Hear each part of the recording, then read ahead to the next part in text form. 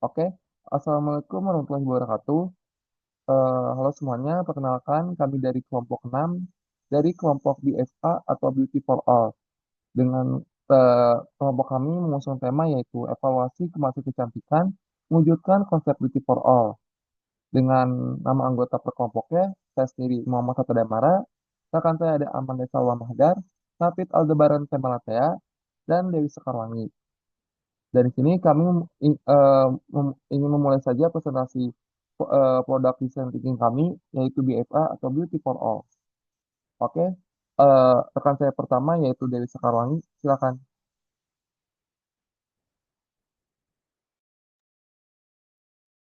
Jadi teman-teman, setelah kami research, banyak kemasan produk kecantikan kurang praktis dan menghambat kenyamanan pengguna.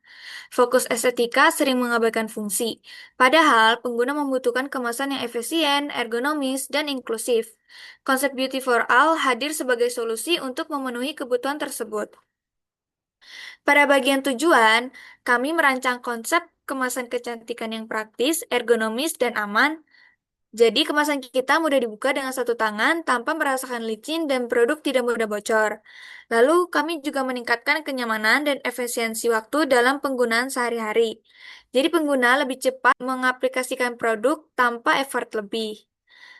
Lalu target pengguna kami adalah pengguna skincare, parfum, dan makeup yang rutin serta memiliki mobilitas tinggi. Mereka membutuhkan kemasan yang praktis, aman, dan mudah digunakan agar dapat menghemat waktu dan tenaga dalam aktivitas sehari-hari. Oleh karena itu, fungsi dan kenyamanan menjadi prioritas utama dibandingkan tampilan visual kemasan. Pada tahap understand, kami melakukan penelitian melalui wawancara dan observasi pengguna. Metode yang digunakan adalah pendekatan 5W plus 1H dan 5Y untuk menggali kebutuhan serta akar permasalahan. Pada tahap observe, kami menggunakan empathy map untuk memahami pengalaman pengguna secara lebih mendalam. Pengguna merasa kesal dan frustasi ketika kemasan sulit dibuka, licin saat tangan berkeringat, atau beresiko bocor dan pecah saat traveling. Mereka banyak mendapatkan rekomendasi dari influencer dan teman sebaya tentang produk yang lebih praktis. Lalu di sini ada tools personal user dan juga customer journey. Lalu dilanjut dengan teman saya yaitu Manda.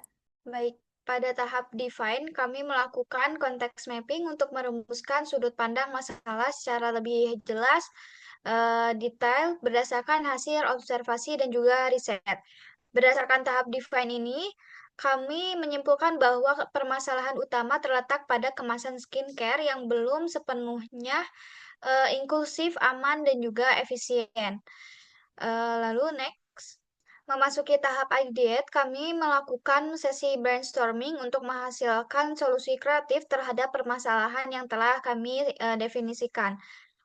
Kami melakukan beberapa tools yaitu 635 method, brainwriting, dan juga dot voting. Next, kami menggunakan metode 635 Writing, di mana setiap anggota tim, saya, Hatta, Sekar, dan juga Nafid menghasilkan ide secara tertulis dan saling mengembangkan ide satu sama lain. Fokus utama ide kami itu adalah kenyamanan pengguna, efisiensi waktu, keamanan, dan juga keberlanjutan lingkungan. Hasil dari brainstorming ini adalah beberapa ide utama yang muncul antara lain kemasan dengan suction cup, tube anti sisa, refill pouch eco-friendly, desain emboss yang mudah digenggam, hingga sistem cartridge refill.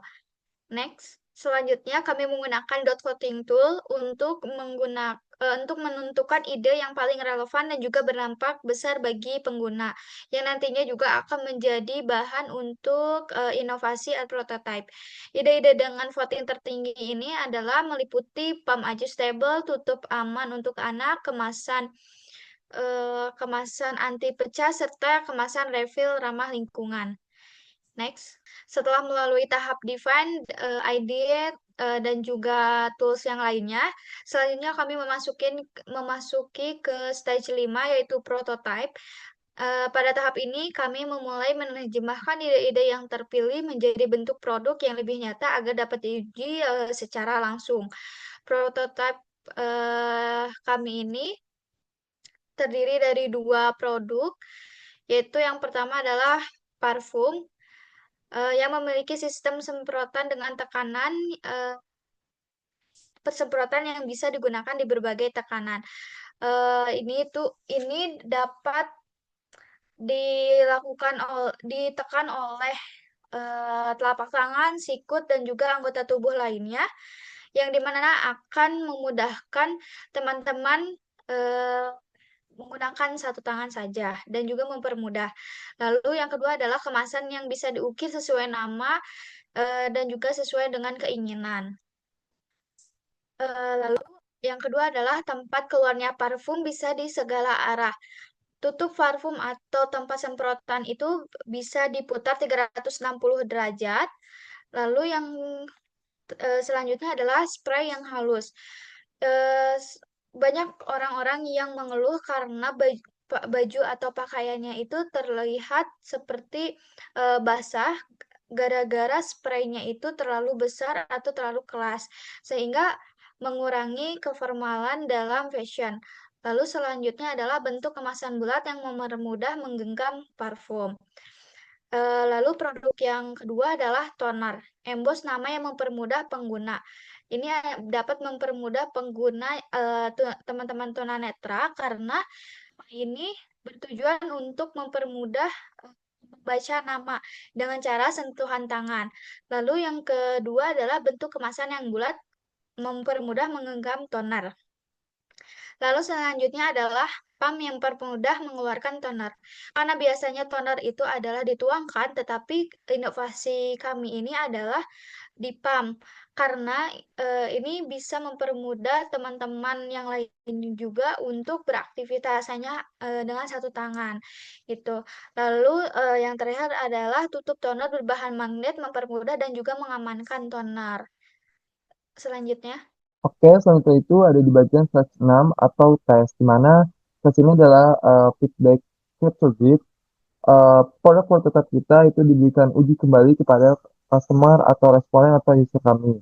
Dan di situ berisi ada highlight, customer apa yang mereka sukai dari produk prototipe kami, terus ada AI, harapan eh, responden itu kepada produk prototipe kami atau question, di mana banyak pertanyaan-pertanyaan yang mereka masih bingung. Terus ada juga ideas, di mana inovasi mereka yang bisa kita cantumkan atau mereka memberikan saran kepada produk kami. Next. Nah, di bagian slide 7 itu ada reflect. Di reflect ini ada bagian kecilnya itu adalah link canvas. Nah, di link canvas tersendiri ini itu maksudnya adalah memvalidasi ide suatu ide bisnis atau solusi dari proses design thinking dan juga menekankan pada problem atau solusi yang didapat oleh customer atau para kita yang sedang menganalisa sebuah produk prototype. Terus dengan kesesuaian antara masalah pelanggan dan solusi yang ditawarkan, kami mempertimbangkan aspek bisnis seperti resiko dan keberlanjutan. Dan di sini banyak macam-macam jenis isi dari lingkar pasar tersendiri, dan saya akan ambil contoh dari channels dan customer segment.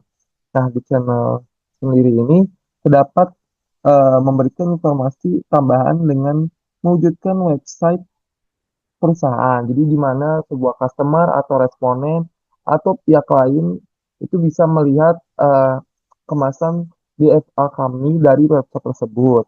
Dan juga ada bekerja sama dengan perusahaan yang memproduksi produk kecantikan. Maksudnya itu, kita akan bekerja sama dengan para perusahaan yang sama-sama di bidang kecantikan juga.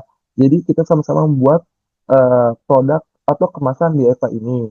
Dan juga ada customer segment di mana kita memfokuskan target market kepada remaja hingga dewasa yang menggunakan skincare dan yang bermasalah terhadap kemasan yang dipakai. Jadi dari remaja atau dewasa ini yang suka seringkali bermasalah gitu.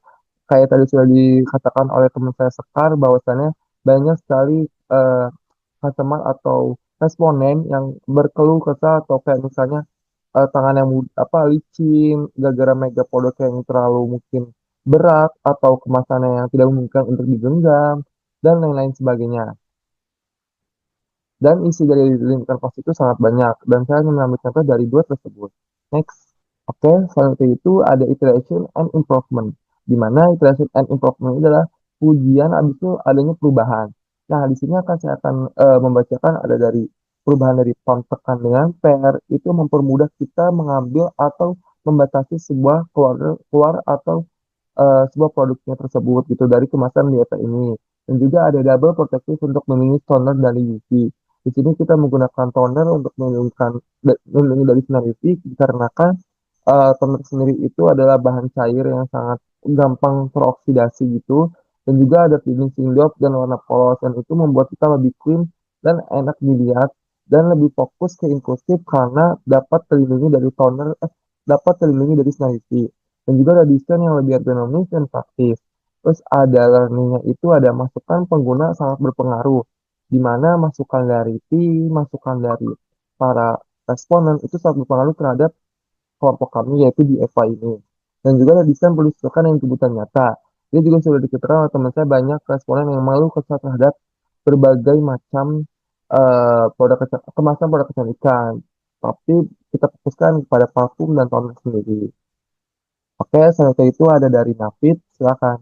Sekarang di slide results and impact. Kita bahas hasil dan dampak dari proyek kami. Di bagian deliverables, kami berhasil menciptakan kemasan toner dan parfum yang praktis serta aman, ergonomis dan mudah digunakan oleh semua kalangan, serta mendukung konsep beauty for all yang inklusif. Misalnya bentuk bulat kemasan untuk memudahkan genggaman dan pump adjustable untuk menghemat waktu dalam pengaplikasian.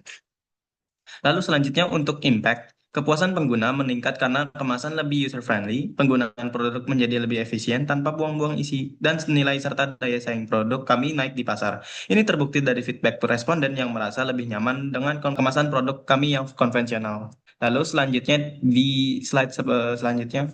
Lalu di bagian implementation tabs, nah di bagian next steps-nya ini langkah selanjutnya adalah finalisasi desain kemasan, pembuatan prototipe fisik, uji coba lanjutan ke lebih banyak pengguna, dan persiapan produksi massal. Kami ingin memastikan semuanya siap sebelum diluncurkan. Untuk timeline, kami bagi menjadi tiga tahap. Tahap pertama, fokus pada riset pengguna dan pengumpulan ide, itu sekitar 1 sampai 2 minggu. Tahap kedua, perancangan, konsep, dan desain kemasan, itu 2 sampai 3 minggu. Serta tahap tiga, itu uji responden dan revisi prototipe, itu 1 sampai 2 minggu. Total timeline sekitar 4 sampai 7 minggu, tergantung feedback. Lalu di slide selanjutnya. Oke, di slide ini kita refleksikan tantangan dan pembelajaran. Bagian challenges mencakup kemenyeimbangan fungsi dan estetika, perbedaan kebutuhan pengguna yang beragam, keterbatasan waktu tim kami, serta iterasi prototipe yang terbatas karena resource. Sedangkan di key learnings, kami sadar bahwa design thinking sangat membantu memahami masalah secara mendalam. Kolaborasi tim sangat penting untuk ide-ide segar. Kami harus terbuka terhadap kritik dan masukan serta meningkatkan keberanian public speaking untuk presentasi seperti ini. Lalu di slide selanjutnya, nah pada akhirnya slide conclusion dan rekomendasi. Di bagian conclusions, produk kami berhasil menciptakan kemasan yang lebih fungsional dan inklusif serta menjawab masalah kemasan yang tidak praktis seperti sulit dibuka atau mudah bocor. Konsep Beauty for All terwujud melalui desain yang efisien dan aman untuk semua. Untuk recommendations, kami sarankan uji ke lebih banyak pengguna untuk validasi lebih luas. Gunakan material ramah lingkungan seperti biodegradable untuk sustainability dan kembangkan variasi ukuran serta produk lain seperti makeup. Ini membuktikan bahwa dengan pendekatan desain thinking kita bisa menciptakan solusi nyata. Baik, demikian beberapa hal yang bisa kami sampaikan. Sebelumnya, kami mohon maaf yang sebesar-besarnya kepada Ibu dan juga teman-teman sekalian, apabila dalam penyampaian tadi mungkin ada kesalahan kata atau beberapa pernyataan yang menyinggung eh, teman-teman dan juga Ibu. Sekian, terima kasih. Wassalamualaikum warahmatullahi wabarakatuh.